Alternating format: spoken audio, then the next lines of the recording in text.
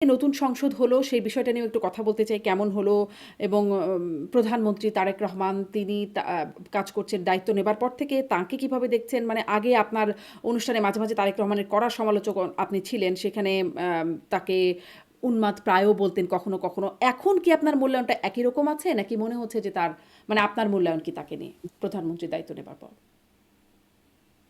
না, আমি এই ধরনের কথা তো বলি নাই, তবে আমি হ্যাঁ, হ্যাঁ, বলেছেন। আমি একদম যে দেখেই যেসব বলছি। যেসব আজকেই দেখছিলাম। যেসব হ্যাঁ। যেসব যেসব কথা বলেছি সেগুলো আমি জানি আমি কি বলেছি।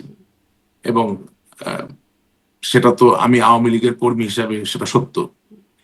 বাংলাদেশের স্বাধীনতা যুদ্ধের প্রথম রাষ্ট্রপতি তো বঙ্গবন্ধু শেখ মুজিবুর রহমান, উপরাষ্ট্রপতি সৈয়দ নজরুল ইসলাম। এটা তো আর আপনি চেঞ্জ করতে পারছেন না, এটা সত্য। আহ একজন দেশের ভাবি প্রধানমন্ত্রী তিনি তার আয়ের উৎস কি এটা জানতে চাওয়া বোধহয় খুব বড় কোনো অন্যায় নয়। এখন অফকোর্স একটা উত্তপ্ত বাক্য বিনিময় হয়ে যায় রাজনীতি করতে গেলে, টকশো করতে গেলে, সেখানে বাক বিতর্কিত হয়, যুক্তি হয়, সেটা আরেক জিনিস। বাট আমার মনে হয় না কোনো কবিরা গুনাহ করা হয়েছে।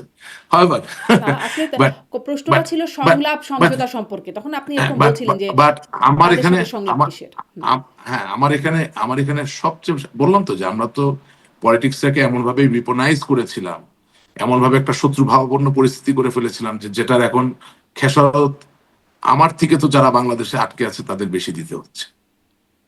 সামাজিক ভাবে আমরা এমন একটা জায়গায় চলে গেছিলাম যে এখন সামাজিক ভাবেও তো আপনি কোথাও ফোন করতে পারছেন না। আওয়ামী লীগের গ্রহণযোগ্যতা শূন্যের কোঠায় চলে গেছিল, বিকজ আমরা পোলারাইজ করে ফেলেছিলাম খুব বেশি, টু মাচ। মানে হয় কি ধরেন আমি একই স্কুলে পড়ছি, আপনি একটা স্কুলে পড়ছেন, হ্যাঁ, সেখানে সবার বাবা মা একদল করে, সেটা কি হয়?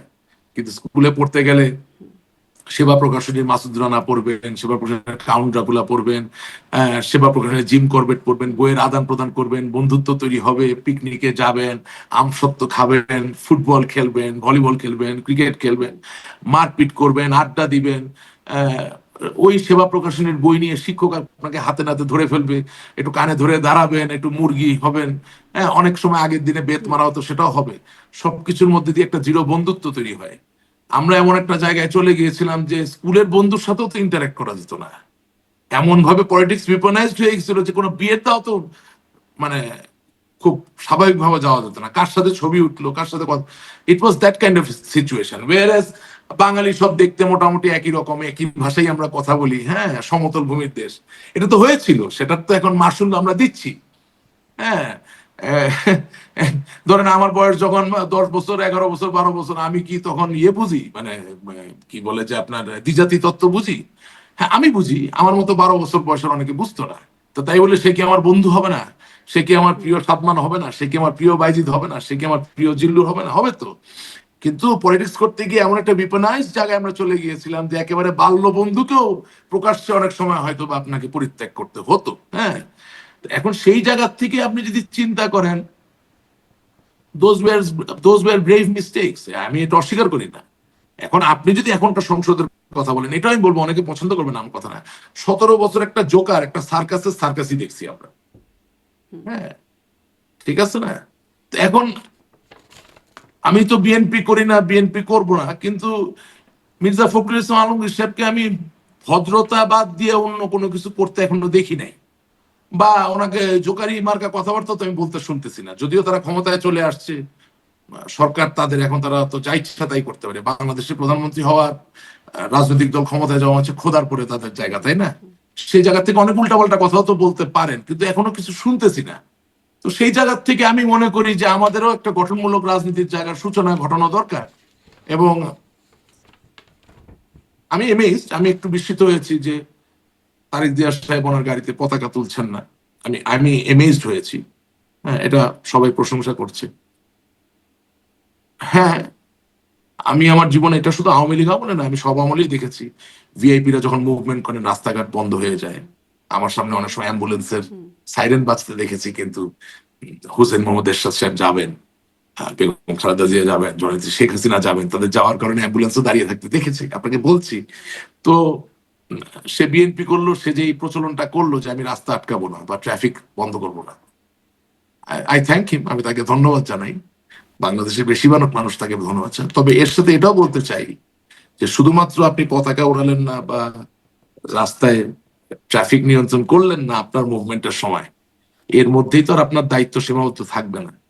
আপনার উচিত আওয়ামী লীগের মতো একটা ঐতিহ্যবাহী দল যাতে গণতান্ত্রিক ভাবে অংশগ্রহণ করতে পারে এটা নিশ্চিত করা। কারণ আপনি যদি দাবি করেন যে আপনার দল বিএনপি স্বাধীনতার দল, আপনি যদি দাবি করেন যে আপনার বাবা একজন মুক্তিযোদ্ধা, তাহলে ওই মহান মুক্তিযুদ্ধের সংগঠক যে দল, ওই মহান মুক্তিযুদ্ধের সর্বাধিনায়ক যিনি ছিলেন বঙ্গবন্ধু শেখ মুজিবুর রহমান, এই স্মৃতি বা এই সত্যকে অস্বীকার করে আসলে দীর্ঘমেয়াদী ভাবে দীর্ঘস্থায়ী ভাবে কোনো আদর্শকে প্রতিষ্ঠিত করা সম্ভব না। আমি মনে করি না স্বাধীনতার যুদ্ধে আজকে যে নতুন সংসদ, সেই সংসদের যে মাননীয় স্পিকার মেজর হাফিজ বীর বিক্রম সাহেব, ওনার যুদ্ধ করা বা আওয়ামী লীগের কোন একজন মুক্তিযোদ্ধার যুদ্ধ করার ভিতরে কোনো সংঘর্ষ আছে, কোনো সাংঘর্ষিক অবস্থান আছে। সুতরাং ওই যে বললাম, যদি একজন প্রধানমন্ত্রী একবার নিজেকে মনে করেন যে তিনি প্রধানমন্ত্রিত্বের উপরে, টাকাটা শুধুমাত্র ওনার জন্য কাগজ, ক্ষমতাটা শুধুমাত্র ওনার জন্য একটা সুযোগ, তাহলে আপনি দেখবেন যে অনেক সমস্যারই সহজ সমাধান আমরা খুঁজে পাব। আর আওয়ামী লীগ করার জায়গা থেকে আমি মনে করি যে বাংলাদেশের যে কোনো সংকট আমাদের সকলের সংকট। সুতরাং ওই সংকটকে মোকাবেলা করার ক্ষেত্রে শকুনের দোয়া পড়ার মতো, যে যদি ওই সংকটেও পড়ে যায়, এই ধরনের কোনো চিন্তা ভাবনা পোষণ না করাটা আমি মনে করি as a Statesman, as a leader, as a true politician, and as a true Patriot, that is our responsibility.